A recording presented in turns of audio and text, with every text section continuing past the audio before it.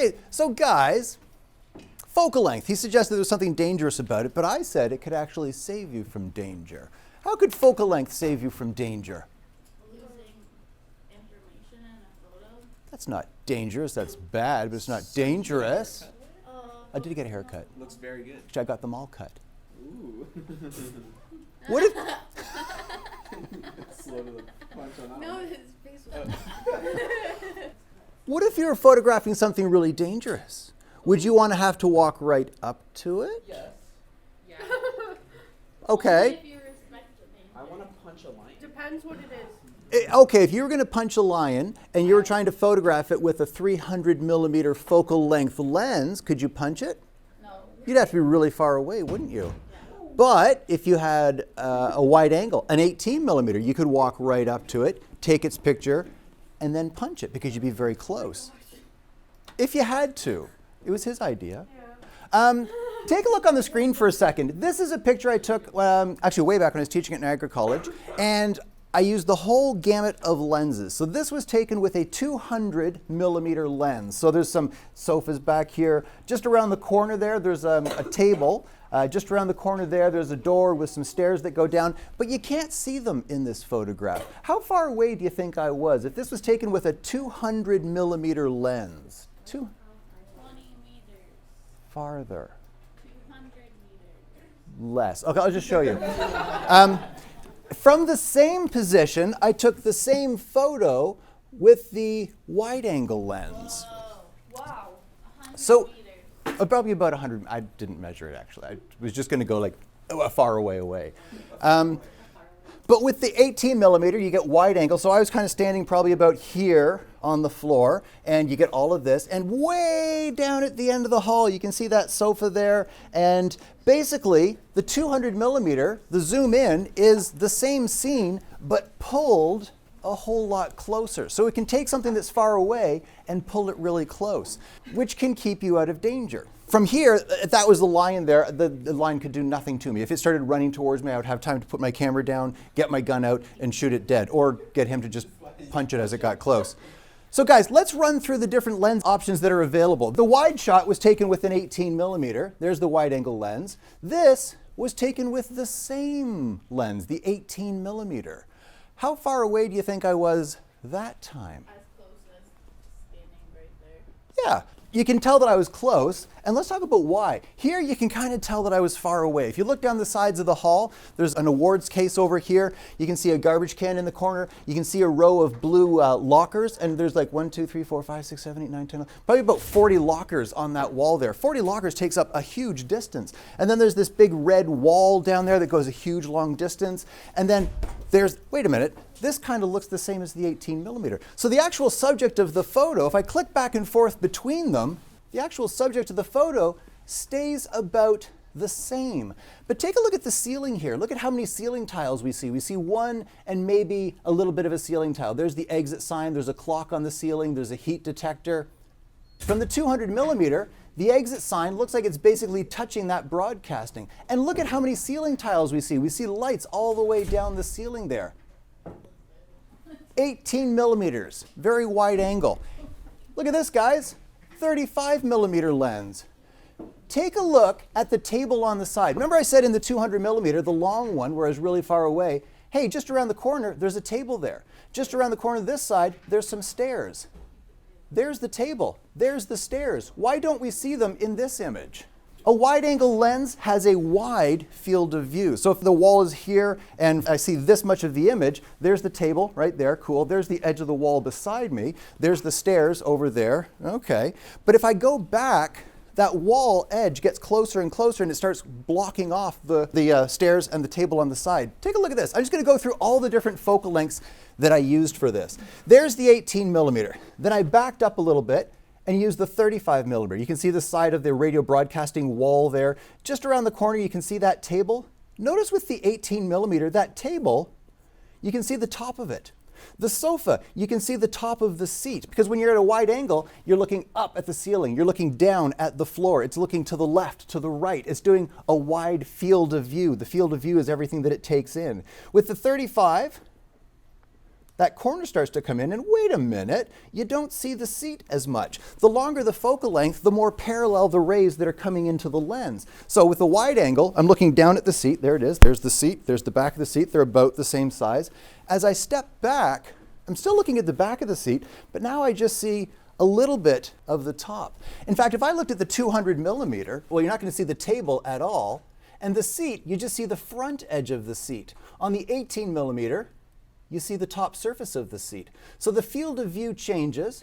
Look at the table now. Like, this table looks like you could maybe fit an iMac on it. It would probably fall off. It's just a very thin ledge, isn't it? But in the 18, oh, that's a nice big table. You could get a whole computer onto there. So the perspective, your view of the scene changes with the focal length. By the time we get to 85 millimeter, first off, this wall has started to come into the point where it's blocking a lot of our view here. And that table looks like you could maybe fit a mug on there and it would fall right off. There's the 18 millimeter.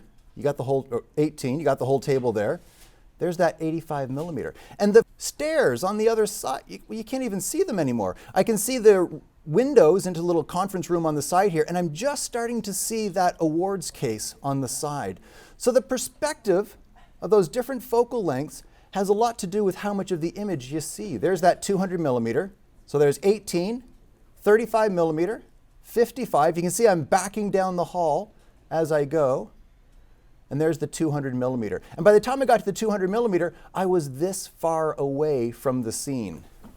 So the focal length of the lens lets you really play around with distances. If you're photographing a street scene and you want to get something that's way down the far end without the people knowing that you were photographing them, you'll probably want that nice long lens. If you're just doing street photography, photographing, Are you teaching us how to be creepy? in a way, actually, if you look up street photography, it's a whole thing. And there's people that are practiced at using their cameras, not actually looking through wide angle lens, so you get everything in there. You don't really have to be too careful about how, where you point things. With a telephoto, you got to make sure that you're looking at exactly what you want. With a wide, click, I got the whole room in here. You can grab a little section out of that later and kind of zoom in on a piece of it. So yeah, it's kind of a creeper sort of thing. And depending what kind of documentary you're doing, you may have to be a little creepy. I mean, if you look at like portraits of like people who have gone through like India or through the really poor sections of town and stuff, the people are often looking at the lens, you're getting some kind of interaction with them. And that takes a certain boldness, a certain ability to interact with people in a fairly confident sort of way. But sometimes, yeah, you are kind of creeping a bit and kind of pulling things in and just grabbing stuff in the distance. And from an ethics point of view, if somebody's out in a public area where they have no reasonable expectation of privacy, you can grab their photo, as long as it's not for a commercial purpose. You couldn't take a picture of somebody eating a hot dog off at a hot dog stand in New York and use that as an ad for, whatever's hot dogs. But if it's just a journalistic thing, yeah, you can creep people all you want. What's the best lens from the bushes?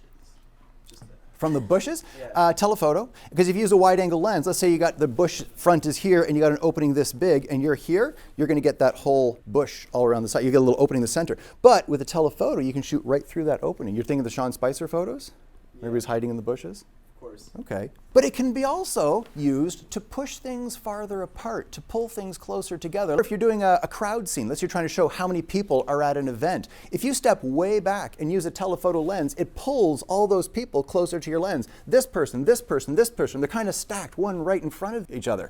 But if you got really close to those people and you took a photograph with a wide angle lens from within the crowd, the wide angle lens pushes things away. Suddenly this person is really close to you, that person is farther away, and that person is really far away. You can play around with how close things are. Like if you look at this image here on the 200 millimeter, remember I said you can see about 40 lockers.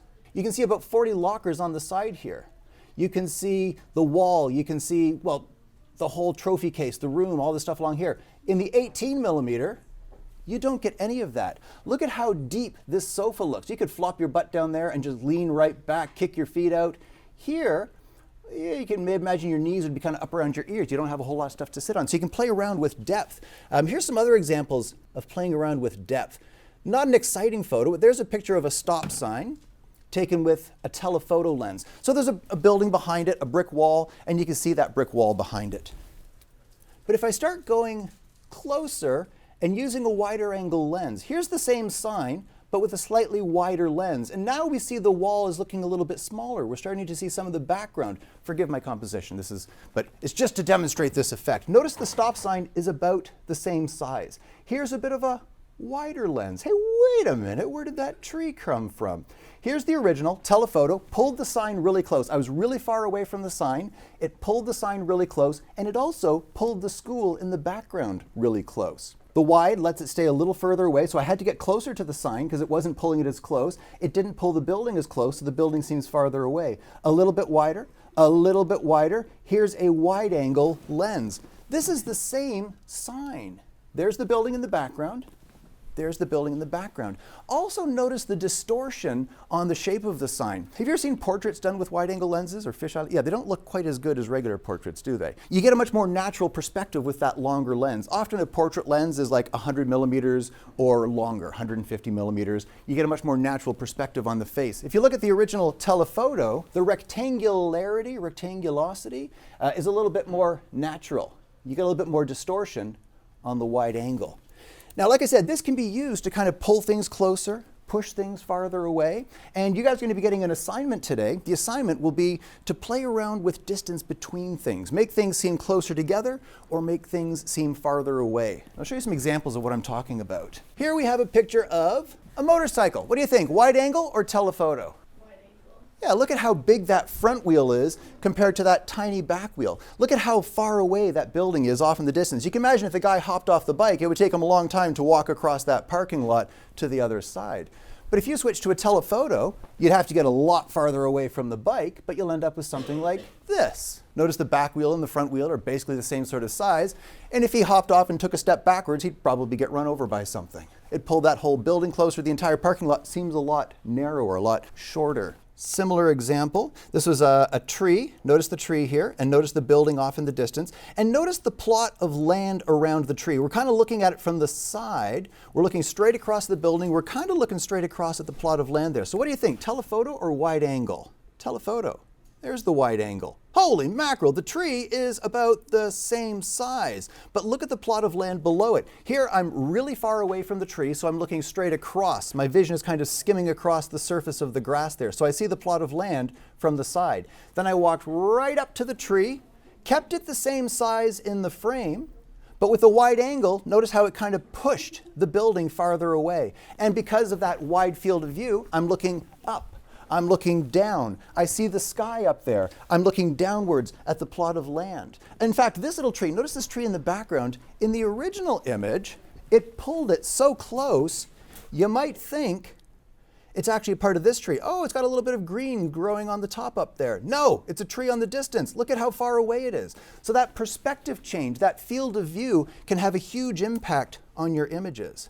This one's not very exciting, but it gives the example there. Here's the bark of a sycamore tree with the building off in the distance. This one's telephoto, so I was far away from the tree and it pulled that building much closer.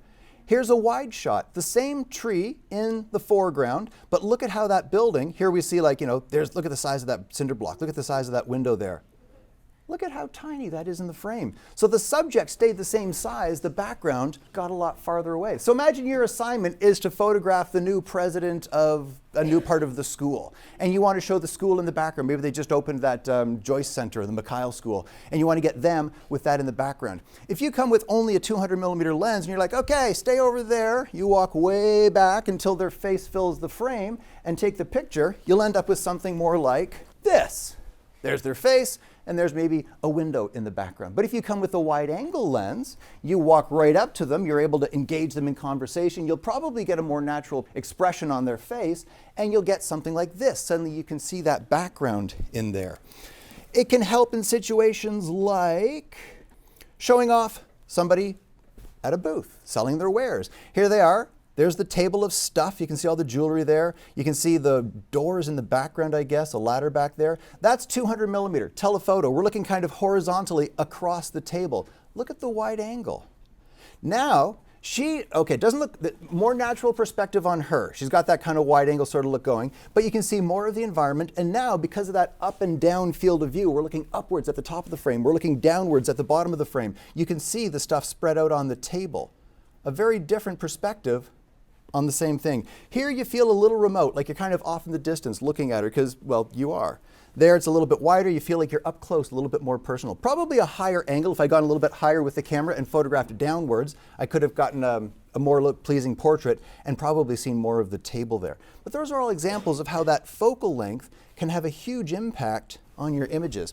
Now, you'll often hear focal length quoted in things like millimeters, 100 millimeters, 50 millimeters, 24 millimeters is wide angle, 18 millimeters is really wide angle. Mostly it refers to the field of view. How much of that scene is it going to capture? You guys ever heard of focal length equivalent or crop factor or okay, here's the thing. 35 millimeter film, if you went way back in time, 35 millimeter film, the negative was 1 inch by 1.5 inches. And if you put a 50 millimeter lens onto that, you would end up with an image that was about the equivalent of what the human field of view is. So we call that a normal lens. If you put on a longer lens, it kind of zooms in on the center and you get a telephoto, you see a closer view of what's off in the distance. But what if the sensor size changes? Like your camera, like you guys have phones that can take photos, right? How big is the sensor on your phone? Probably really small. Like the lens on the front is really tiny. Let me just show you this little graphic here. All cameras have something that's called a crop factor. And unless you have a full frame camera, yours is going to have a little bit of a crop to it.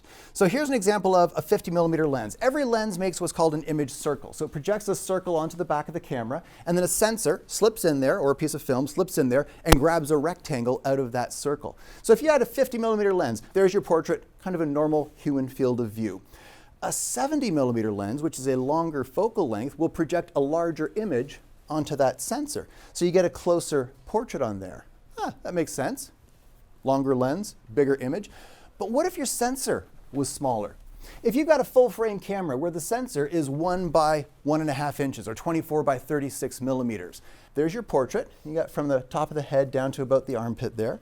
With the longer lens, it's grabbing that same rectangle out of the sensor, and oh, you don't get the top of the head anymore, and you get just below the neck there. So you get a closer portrait. And if you went to 150, 200, you'd get progressively closer on the face there.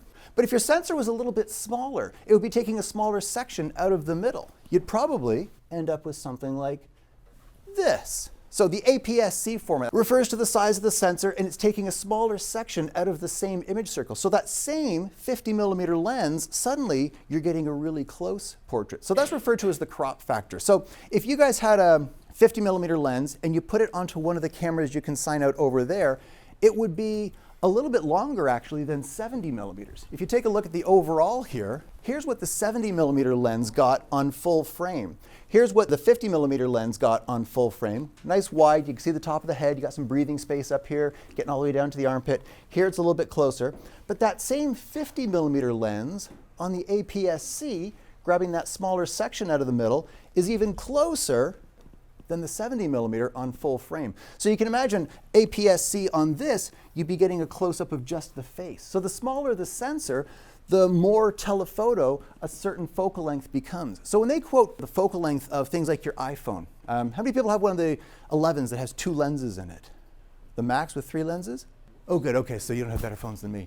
The wide-angle lens is around 12 millimeter equivalent. It's equivalent to, like the one that's to the super wide, like on mine, on my fancy one, it's got 2 lenses on there. One of them's wide, it's about 12 millimeter equivalent. But the actual focal length is probably around like 3 or 4 millimeters because the sensor is so small.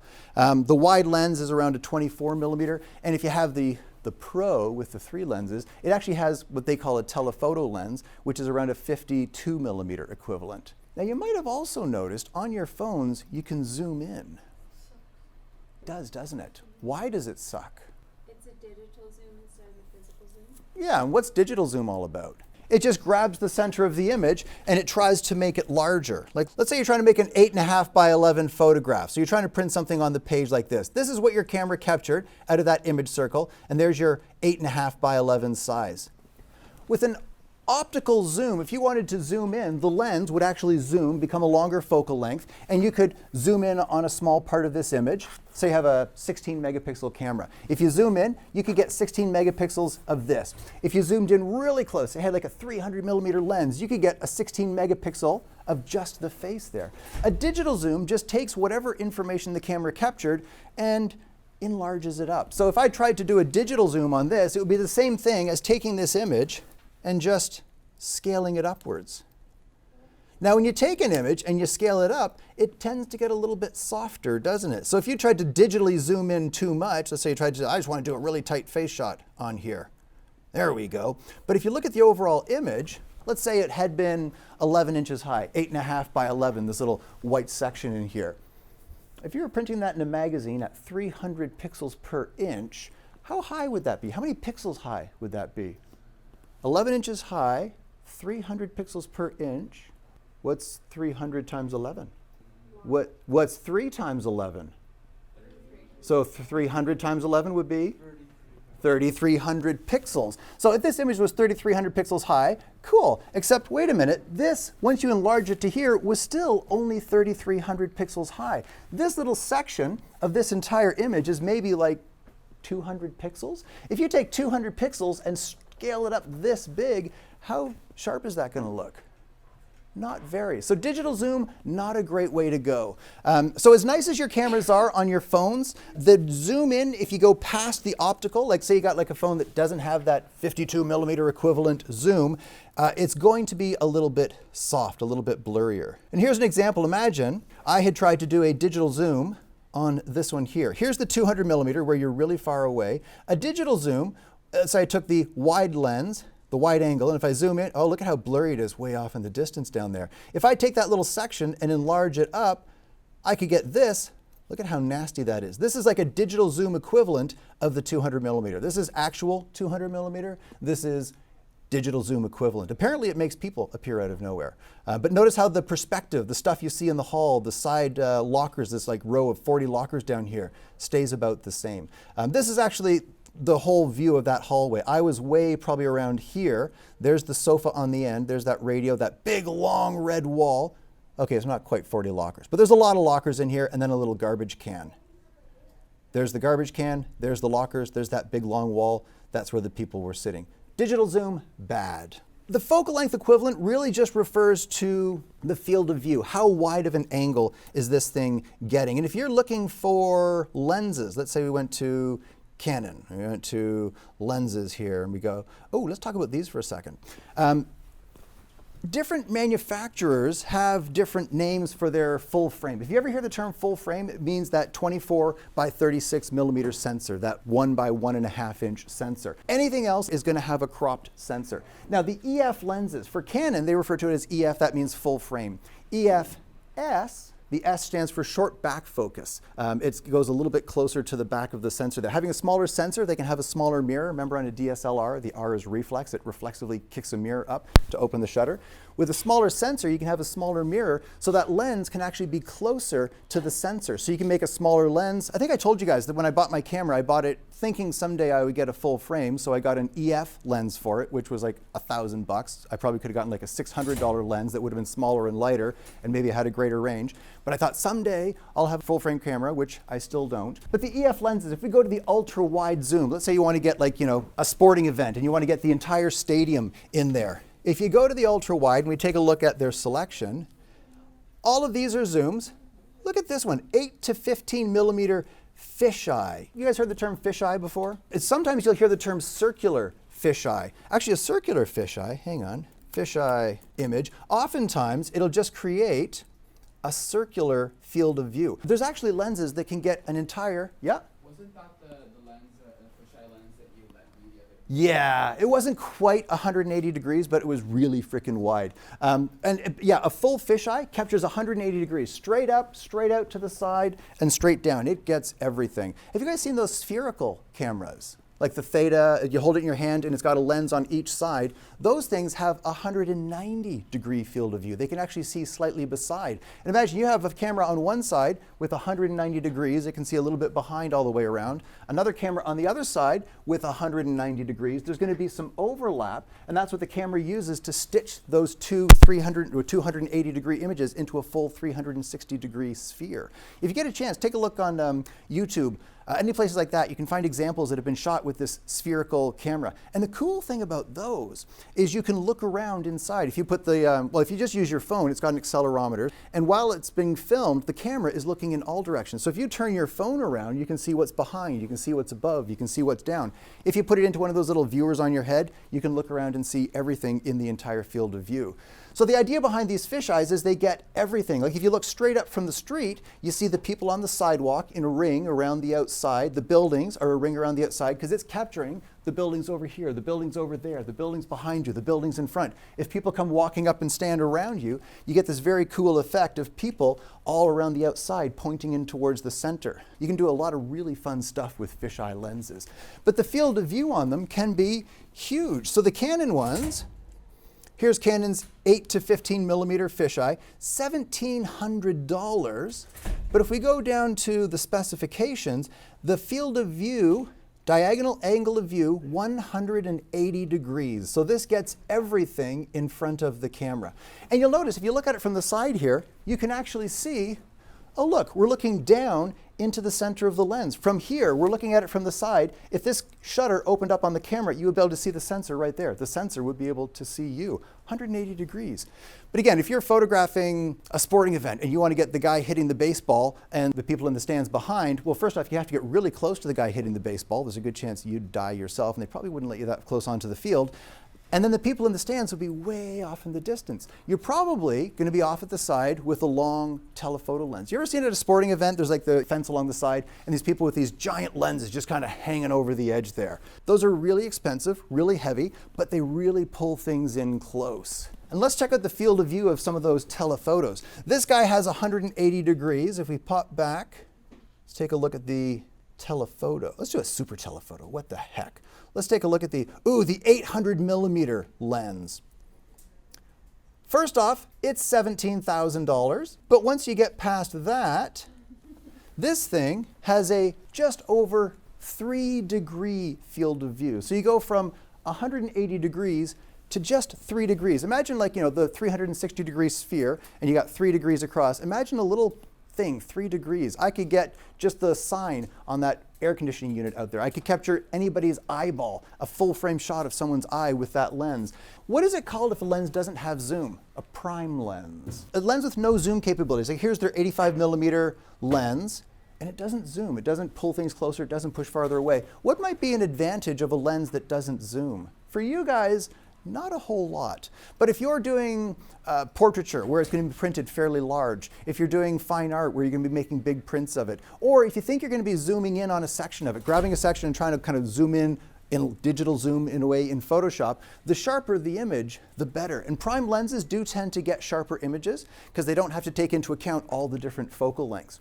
Another big advantage of the prime lenses, take a look at this, f1.4. What does that mean, 1.4? The F number is how large is the aperture? How much light can this lens let in? If you're photographing in fairly dark situations, let's say you're doing an African safari and you want to get some nice nighttime images, the zoom lenses, you'll probably find they're often like 5.6, f3.5. The smaller the number gets, the larger the aperture gets. This is basically a fraction of the focal length. So on this EF 100 millimeter lens, with an f2 aperture, you divide 100 by 2. So the aperture, the size of the opening, well, 100 divided by 2? 50 millimeter circle across. That's going to let a lot of light in. If this was only, say, a 5.6 lens, you would take 100 divided by 5.6. It would be a little bit smaller than 20 millimeters, which makes a huge difference in the amount of light that it lets in. Like imagine the size of a hole in a bucket. If you make the hole, say I have a 1-inch wide hole, it might take like 4 or 5 seconds to drain. If you make a 2-inch wide hole, it doesn't let in twice as much, it actually lets in 4 times as much. It's twice as wide and twice as far across. So that 20 millimeter opening on the f5.6, it would actually be less than 20 millimeters. You'd have to take a really long time to make an exposure compared to that 50 millimeter on this guy here, that f2. So the larger this number, the smaller that opening is going to be. And like I said, on zoom lenses, you'll find that they're often like, 3.5, 5.6. If it's a really long telephoto lens, it might be like f8. Remember, the longer the telephoto length is, say it's like a 300 millimeter, to get an f1.2 on a 300 millimeter, it would have to be like, 250 millimeters across. That front element on the lens would have to be huge, okay? So the cost would just be prohibitive. Actually, if you take a look at some of the wider telephoto lenses, let's see, we go to the telephotos here, you notice they got things like the 300 millimeter 2.8 and the 300 millimeter f4. You're like, wait, they're both 300 millimeters. So yes, they'll both pull things as close as each other, but the difference is in that aperture. The 2.8 is probably more than twice as much as the f4. And also, take a look at the front element. Look at how wide that front element is compared to where it attaches to the camera. This one is much smaller. Because it has that smaller aperture, f4 from 300, that's 300 divided by 4, it's a 75 millimeters across. This one is 2.8, it's over 100 millimeters across. So it's a much larger opening on the front, and you can see that gets quite a bit larger. So when you're shopping for gear, think not just about price, but is it versatile enough for you? For photojournalism, you're probably going to want a zoom lens. Photographers that are doing wedding photography, things like that, they've got what they refer to as the Holy Trinity. I think it's the 35, the 55, and the 105 lens. If you've got those 3 prime lenses in your kit, you're swapping lenses a lot, but every image is as sharp and as crisp as it can be. And if you're shooting indoors in the reception hall, things like that, you've got those larger apertures. But for you guys, you'll probably be photographing outdoors, events, things like that, and you want that ability to take something and zoom in, pull it closer, compress the image. Get those, kind of play with the spacing between things. Actually, another good example of the spacing compression, I showed you some of those sample images. This one here, we've got a line of posts. This is just like one of those little barriers so cars don't go smashing up and hit people on the sidewalk there. But you can imagine if you stood on this post here, you could probably jump to the next one, right? Probably step onto the next one over there, step on. What do you think, telephoto or wide angle? Pulled everything closer. So I was really far away from this post here, but that long lens pulled everything closer, and they all seem to be fairly close together. If I switch to a wide angle, I'd have to get a lot closer to that front pole, and the wide angle pushes things apart. So this is the same pole, this is the same pole.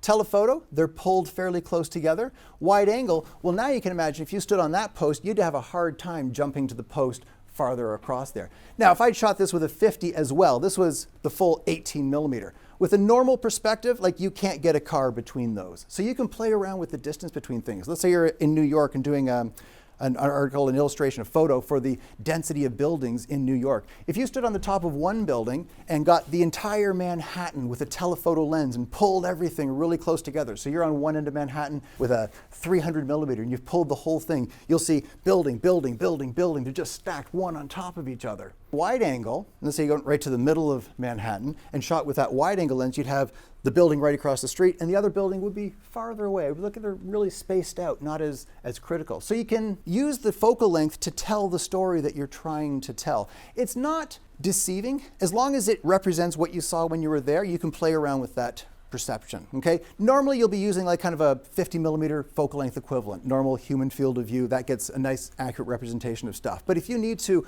pull something closer, if you need to tell a bit of a different story, play around with those focal lengths. I'll just show you some more examples of what people have done in the past. Here's another example of a scooter photographed from behind. What do you think, telephoto or wide angle? And that's the wide angle. So from the telephoto, you see the trees have been pulled really close. This sign over here has been pulled really close. A fairly natural perspective, the handlebars versus the rear wheel there. With the wide angle, holy mackerel, look how far ahead that, you can't even see the handlebars. They're hidden behind this giant thing on the back here. And where did the sign go? That sign that is so close to the bike. Well, it's somewhere way off in the distance back there. So huge effect. More bikes. I seem to enjoy doing bikes for this. There's the 18 millimeter. See the people way off in the distance down there. You can see some little garbage cans there. And you can see this giant front tire compared to the much smaller back tire. 35 millimeter. You can see the people in the distance get pulled a little bit closer. That front tire stays about the same size, but the back tire gets closer. All the bikes that are behind you can see all the bikes over here. You can see the bikes piled up behind. They also get closer. 55 millimeters, kind of a normal human vision field of view. 85 millimeters, you can see these garbage cans that were so small in the beginning, getting quite a bit larger. 135 millimeter and 200 millimeter. So the people in the distance, they're about the same. You can imagine her just hopping right onto that bike there. She's about the right height. The garbage cans are about the same size as the wheel there. There's the wide angle, way off in the distance. There's the telephoto. So same shot of a bike, but a very different telling of the story behind it. Another one of this plant right here. There's the telephoto. You can see the plant behind it is very close. You can just see some stuff off in the distance.